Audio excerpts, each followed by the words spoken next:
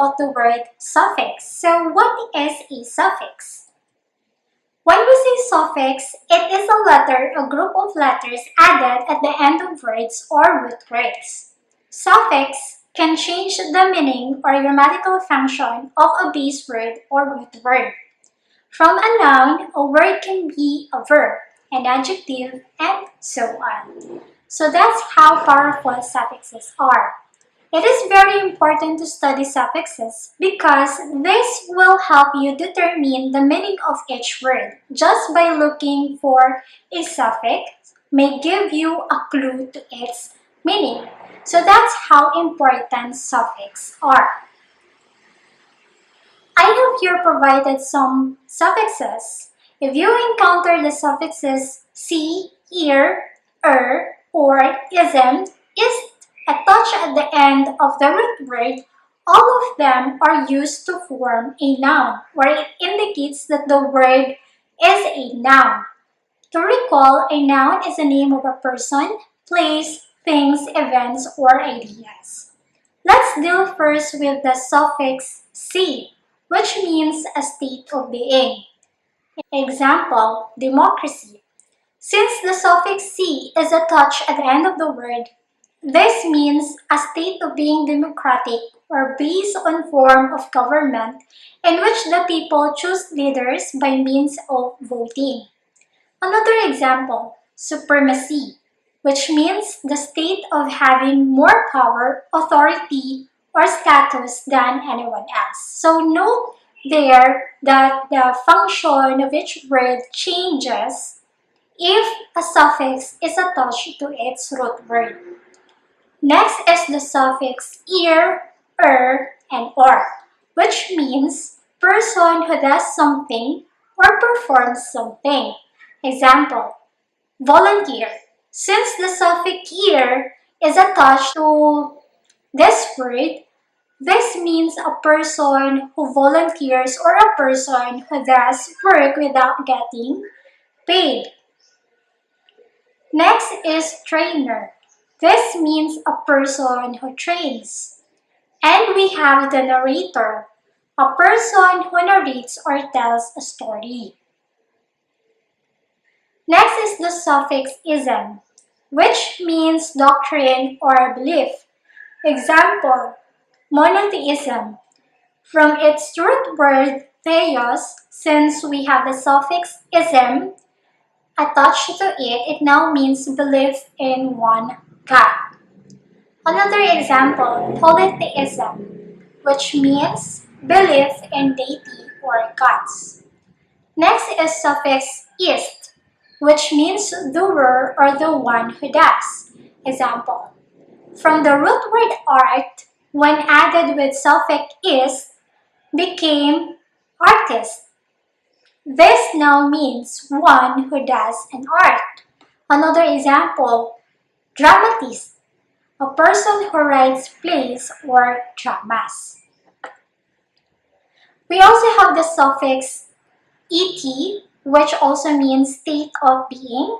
Example, from the root word secure, when added the suffix et will now become security, which means state of being secured, protected, or safe from harm. Another example, from the root word immune, when added by a suffix, became immunity, which now means a state of having the power to keep yourself from being affected by disease. Next is the suffix meant, which means action of or process or result. Example, from the root word achieve plus meant will have achievement. Since we have this suffix, this word only means a result gained by effort. Next, we have the suffix ness, which means state of being. Example, from the root word lonely, which is an adjective, plus ness will have loneliness, which now became a noun. So since we already have the suffix, this word now means state of being lonely or feeling of sadness from being apart from other people. Another example, seedless, the state of having no seed. Next is the suffix "shorn," which means that which is, and it is used to create nouns from verbs. Example, the root word meditate, which is a verb, plus "shorn," will have meditation, which is a noun. This now means an act or process of meditating. Take note as well that a verb that ends in "ate" will very often be able to become a noun using the ion suffix. When this is the case, ion or ion replaces the silent E of the base word. Example, communicate. This is a verb, just replace the E and change that in ion or ion. You now have a noun which is communication. So our suffix used here is the letters Tion.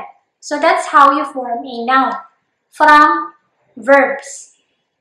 Another suffix is "ans," which means state of being.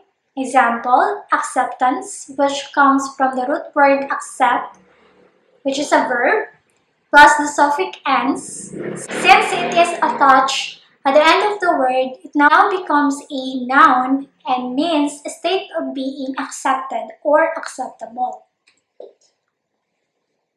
Now let's proceed to suffixes that can form an adjective. Let's deal first with the suffix able and able. This too means capable of. Example, returnable. Its root word is torn, which is a verb. When added with a suffix, it became an adjective, which is returnable. This means capable to be returned or allowed to be returned.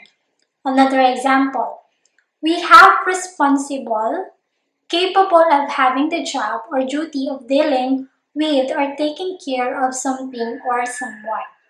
Next, we have the suffix "al," which means pertaining to. Example, comical from the root word comic, which is a noun, and to change that in adjective, just attach the suffix "al" at the end of it, then you'll have an adjective which is comical. That pertains to comedy or that cause laughter. Another example, we have musical, mathematical, and so on. Next, we have the suffix "n," which means belonging to or origin. Example, African. Its root word is Africa, a noun. And since it was added with a suffix "n," it changes into an adjective which is African. Let's say in a sentence, I love African animals. The adjective here is African because it describes what kind of animal is that. We also have other words such as Korean, American, and so on. Next is the suffix "n" or "n," which means full of. Example, observant and confident, full of confidence. Next is the suffix "est," which shows superlative, the highest degree of comparison. Example, loudest, and the other is strongest. We also have other suffixes such as "fix," which means making. Example, we have scientific. Another example, "less," which means without. Example, useless and shameless. We also have "li," which means characteristic of. Examples, we have friendly, bubbly, etc. And last, "ous," which means full of. Example, we have nervous.